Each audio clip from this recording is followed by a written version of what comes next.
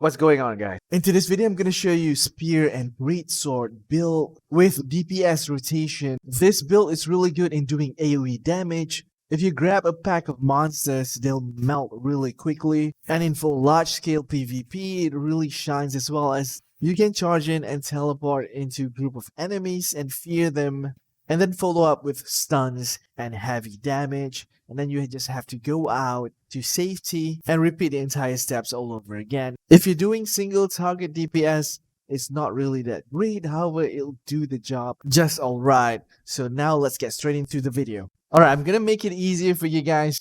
You guys can go ahead and pause this video and follow the active and passive skills that I have on the screen right here, although we might need to make some changes, which I'll explain later on in this video.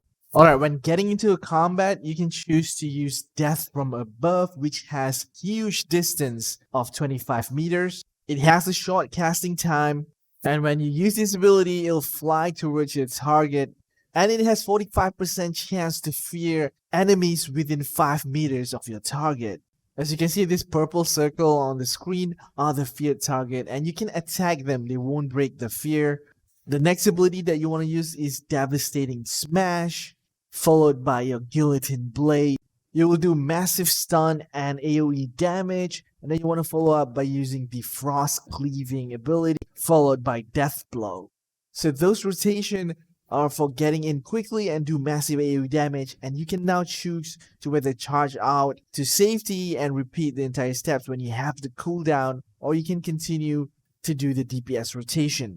So next, I'm going to use my Blood Leech Aura, which will create this red circle on the ground, which will follow me around and heal me, as well as doing damage for 6 seconds. Or you guys can use Da Vinci's Courage.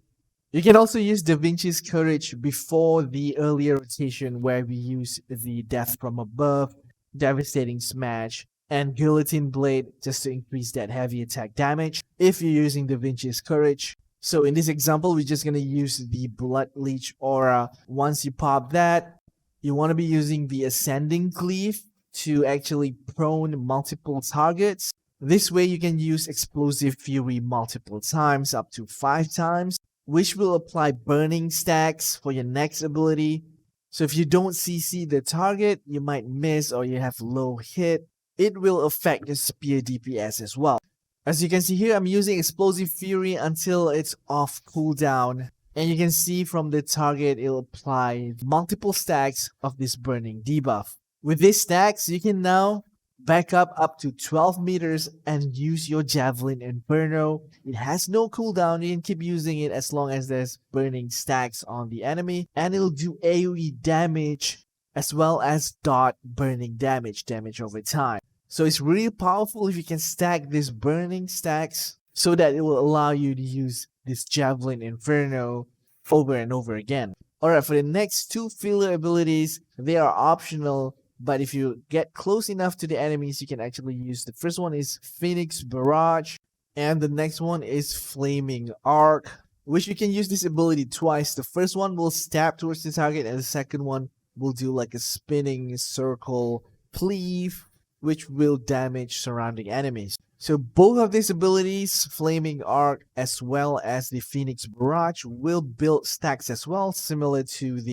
Explosive Fury. So if you miss your Explosive Fury, you can use these 2 abilities to generate that burning stacks for the Javelin Inferno. So basically that's the rotation for Spear Greatsword. I'm gonna let you guys watch it again right here, or you guys can replay this part if you have trouble doing the rotation. Did you come to practice your defense?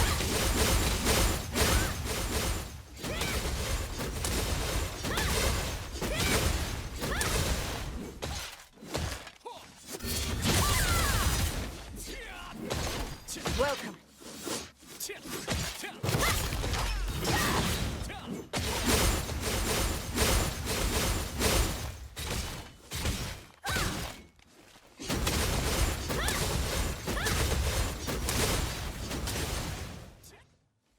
As for the skill specialization, we're going to start with the Spear first.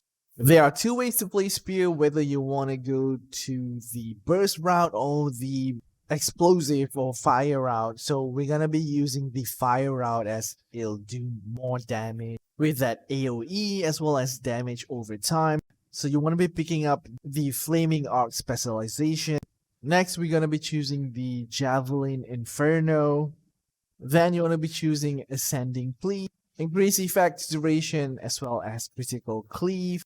That will increase your critical damage. Next, you want to be choosing Explosive Fury as well for the explosive build. And for the next one, it's optional whether you want to use the Blood Leech Aura or you want to use the Unyielding Sentinel. Unyielding Sentinel is better for PvP, or if you're doing solo content, you want to have that sustainability or survivability, as it has this great specialization called Unyielding Shield, which will give you 4,000 health for 6 seconds upon using it. If you want to do more AoE damage, you can use Blood Leech Aura, or you can even use both of the skills if needed. For Phoenix Barrage, you want to choose all 3 specialization for maximum damage, and you just want to choose the Tormentus guys for Death from Above skill. For the Greatsword, there are not many skill specialization that you guys can use. I'm just going to choose the important ones right here. We have the cooldown reduction for Death Blow. We're also going to be choosing Frost Cleaving for that AoE damage, as well as critical hit chance increase. And we're going to be choosing all 3 specialization for the Guillotine Blade. As for the weapon mastery, you can just follow this route for Spear. This will be the maximum damage build. If you're using it for PvP or tanking, you might need to choose the top one instead of the middle one. And here's your Greatsword Weapon Mastery.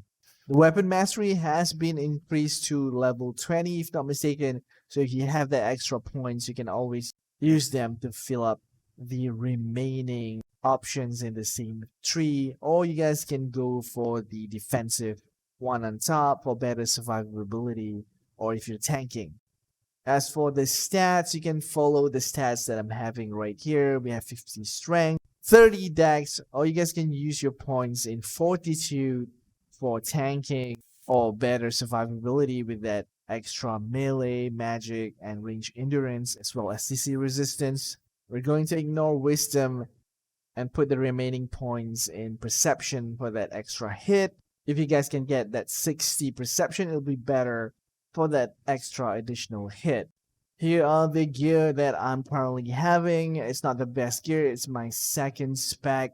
Basically, I'm using 2 set of Field General for that melee heavy attack chance. And the weapon is from Duke Magna, Boss, and the spear is from Shaikal.